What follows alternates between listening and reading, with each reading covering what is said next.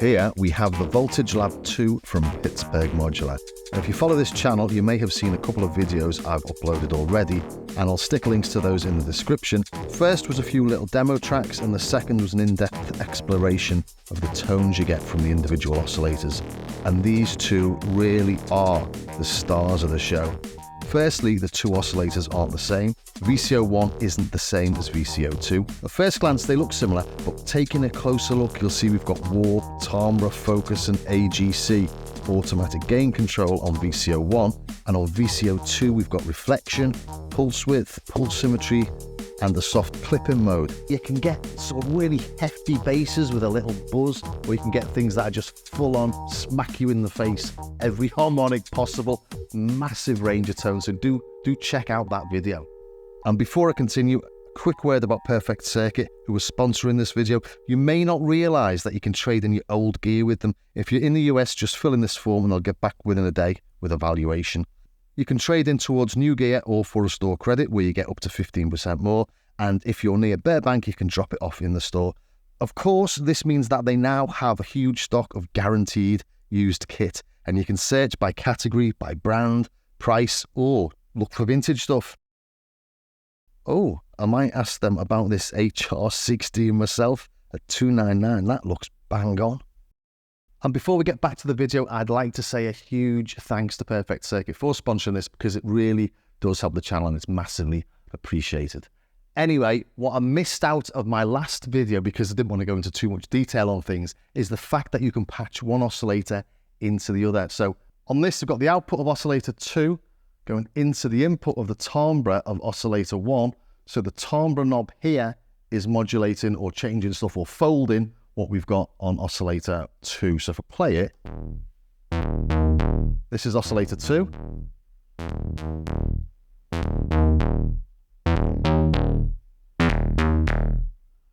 So there we've got the pulse symmetry taking effect. It's a pulse width, it's got PWM on it. Make it a bit longer. And then we can change the warp on.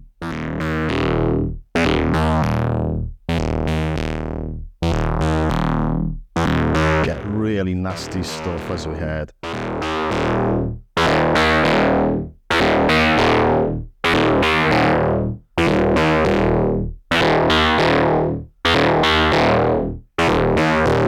So as you can imagine, you could spend another 40 minutes just rattling through all the different variations you can get from that, because it's absolutely huge. It's vast, and that's why it wasn't in the last video.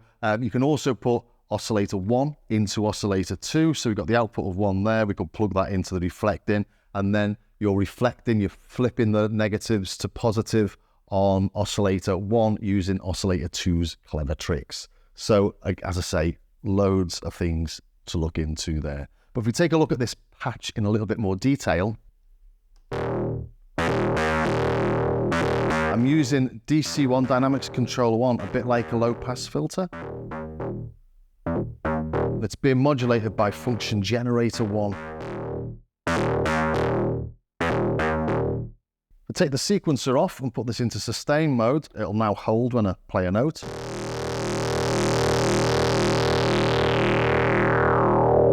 So the dynamics control is acting a bit like a cutoff. Or very much like a cutoff.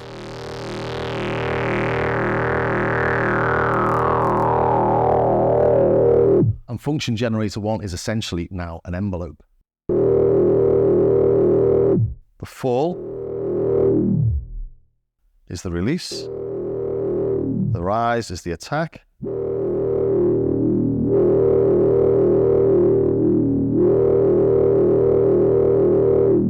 And the response knob changes the curve from exponential to linear to logarithmic.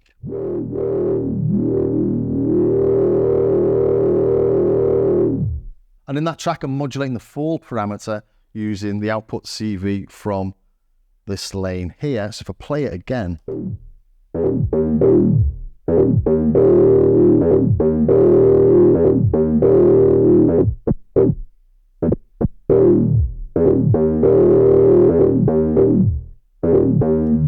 and that's a nice little trick we got on the sequencer here. So this blue channel will send out CV, so raw CV like I'm doing there. It will send out an envelope, and the length of that envelope or the release on that envelope depends on where you set this. So long envelope, short envelope, or it just sends out a gate. So this little line of blue pots is really incredibly useful. It allows you to do all sorts of things. So the dynamics controller can act like a low-pass filter when you're using the function generator as an envelope. And you've also got a little mixer on the top here, which is really handy. So you can use this as a level knob, basically. So I'll play this again. Because I've got nothing coming through B, I can turn that up and down. And I use that on that little intro track to bring in the ring mod. The ring mod's coming into Dynamics Controller 2. So bring that in. And then I'm modulating the sustain on that by opening it.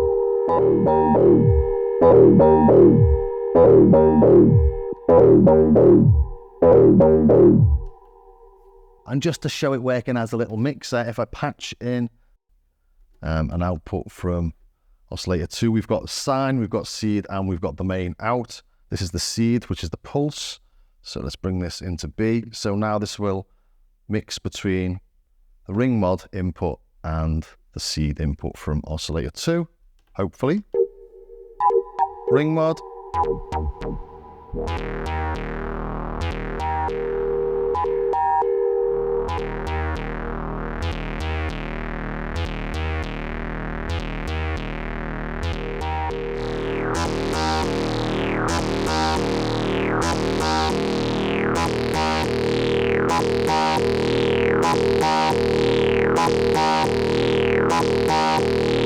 And if I take this ring mod out, where is it? Here we go. I can now modulate or mix between the signal that's coming direct from oscillator 2 and the signal that's going from oscillator 2 into oscillator 1. So I'll turn down oscillator 1's signal, as it were, the one that's coming through oscillator 1. That's off.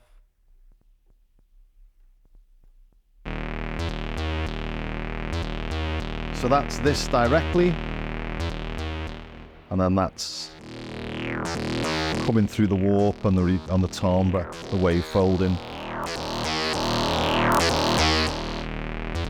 and then blend them.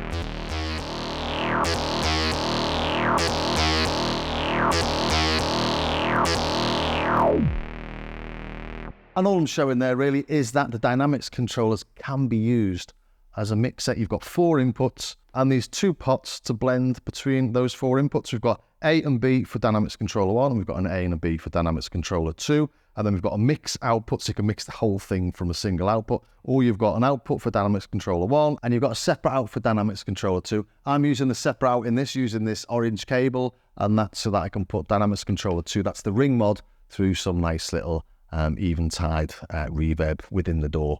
In this next little demo track, what I'm doing is showing the almost randomization you can get from this sequencer. Keep an eye on the red and the yellow lights, and you'll notice that they bounce around a little bit on the red channel, and that's because I'm using this step jump here. So with this step jump, you select the step. So this is selecting a step on both the red and the yellow channel, and then I say where it's going to jump to, and then I say the probability of that is going to be, well, we go from 0 all the way up to 100%, and then we've got this sort of lookup table. So you do need the manual for this, because this is setting things like every third loop it will do it, or every 4th loop it'll do it, and it'll do it twice, stuff like that. So if you want something predictable, you can, but you will have to refer to the manual unless you're a bit of a Rain Man and you can remember every position in a lookup table. But I guess if you use the same thing over and over, you probably start to understand it and it'll all click into place. Or you can do what I've done and just do it till it sounds nice. So the red lane sort of never repeats the same thing twice, and it just sounds quite nice. And you come up with stuff that you wouldn't normally come up with a 16-step sequencer.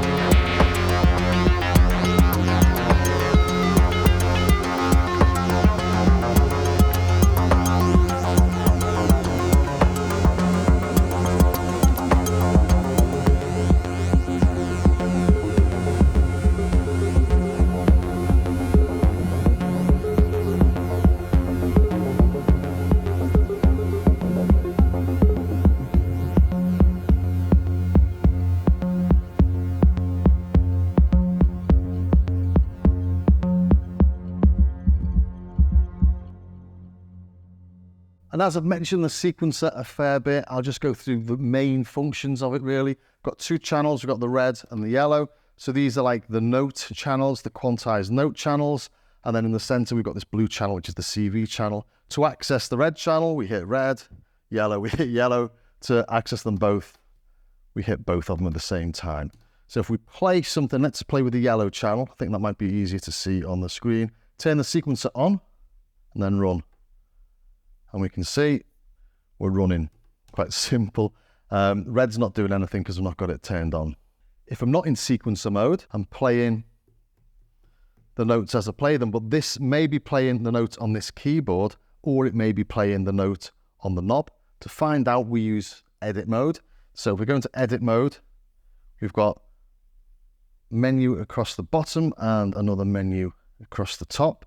So to find the touchpad mode, we've got touchpad mode there, edit, we'll go to the top row settings, touchpad mode is on knob. If we set it onto keyboard, it will then play the notes. I've not patched anything in yet, so you can't hear anything. So let's patch something in, shall we? And that'll show you exactly what's going on in this top row here. Let's get rid of a bit of this dust. So for each of the channels, we've got a gate, an envelope, and a CV out for blue. And I think I mentioned that earlier. So that can be just a gate, a trigger, really. And this is the gate length for that. It can set out an envelope. It can send an envelope rather than just the straight on or off. Or we can just send out a CV. So in that earlier track, I had the blue CV out going into function generator 2's full parameter to adjust the release on just a single step. So quite a nice little thing to be able to do. So yeah, you can do all sorts of things with this. You can plumb them in wherever you like, anywhere.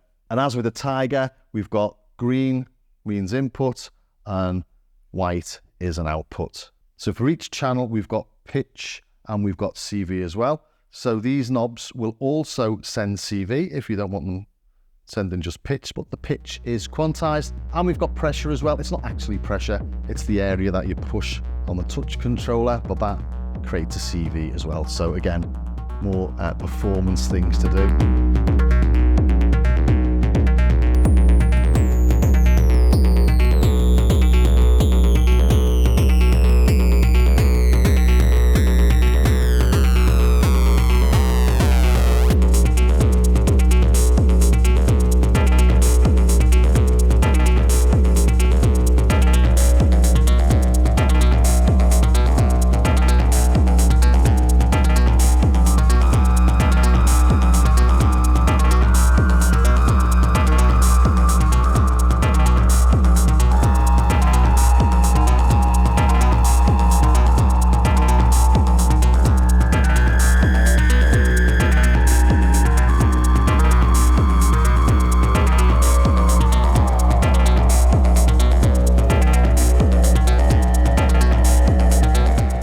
We've got CV inputs as well.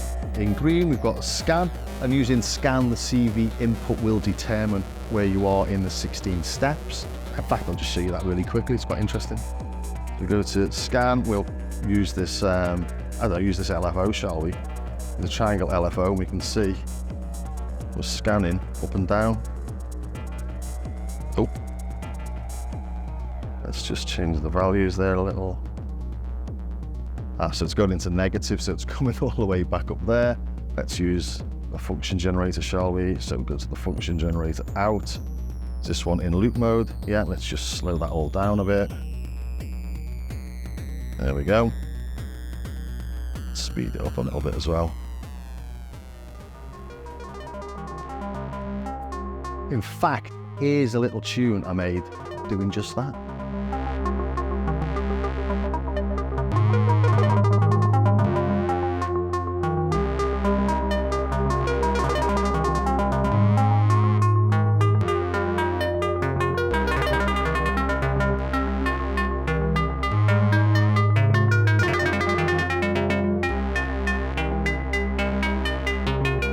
Cool, that, isn't it? I love the sound of that. Anyway, back to the inputs. We've got a reset, we've got a repeat, and we've got chance. Chance is really interesting. We've got independent chances for the yellow channel and the red channel, and a chance amount is set by these two knobs here, and the chance effects are pitch, trigger, shift, and roll. Pitch being the pitch, obviously, and that pitch will change the pitch depending on what tuning you're in.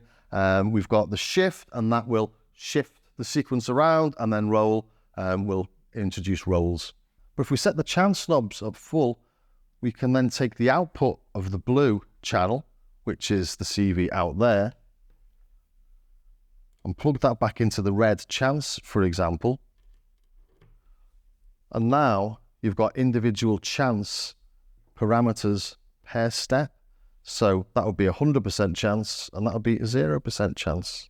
That's just a really nice little tip, actually, if you want to do per step trigger chances or trigger possibilities. So very electronic style stuff you can get from this.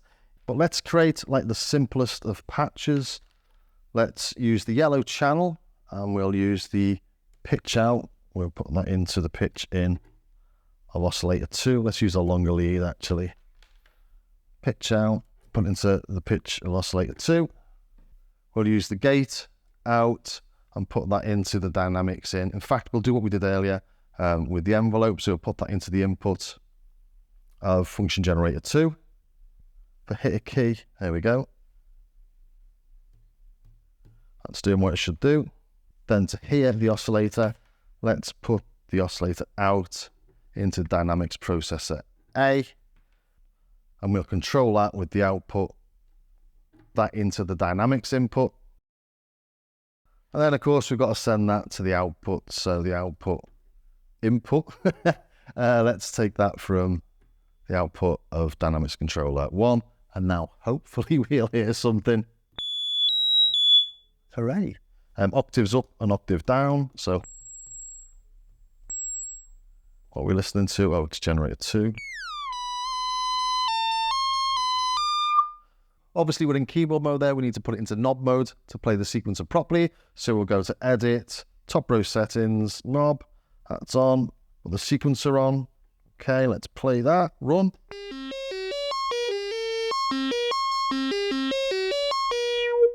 So that's pretty simple. Let's do something with the row CV. Let's modulate that fall again, just because it's handy and it's easy to do. So these will now change this parameter. So we should get different releases for each of the notes. So let's play.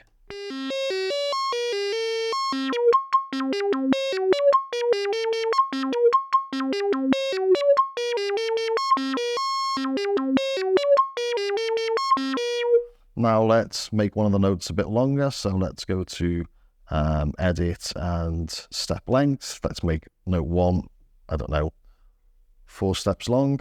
So when we play that.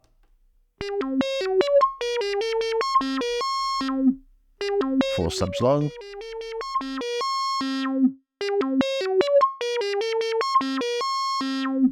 Let's turn that full CV up a bit more. And let's use that step jump to loop a couple. So edit, step jump, we'll jump these two there, shall we? And the probability of that we'll put pretty high. Let's put it on 90% or 80%. So play.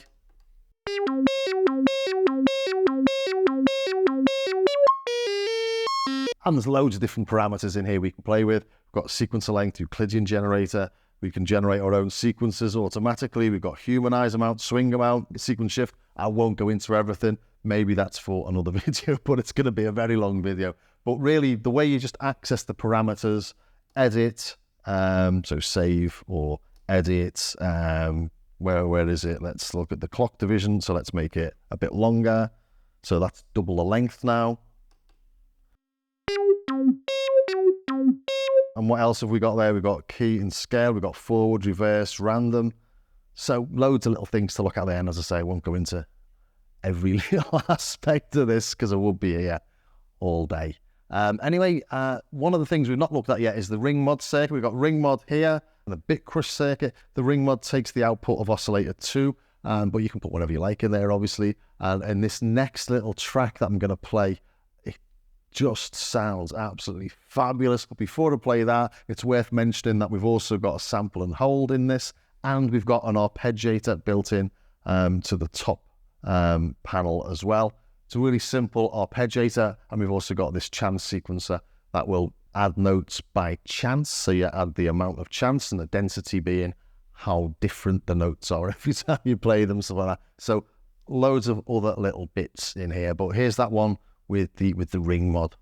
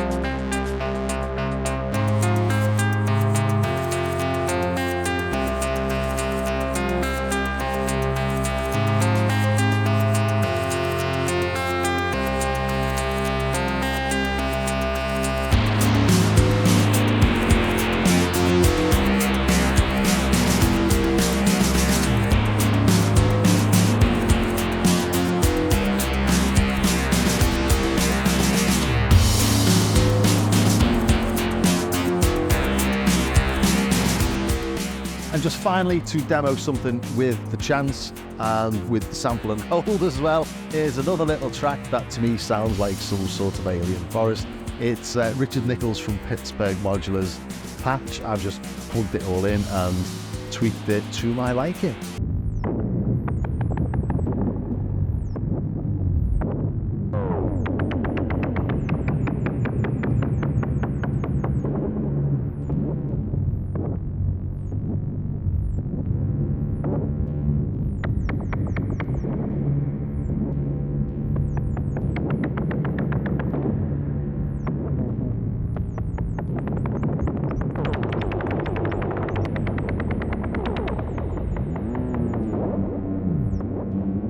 So anyway, finally I've got to the end of this video, and it could be so much longer because there's so much in here. It really is a voltage laboratory. You could spend forever probably and not find everything there is to do on it.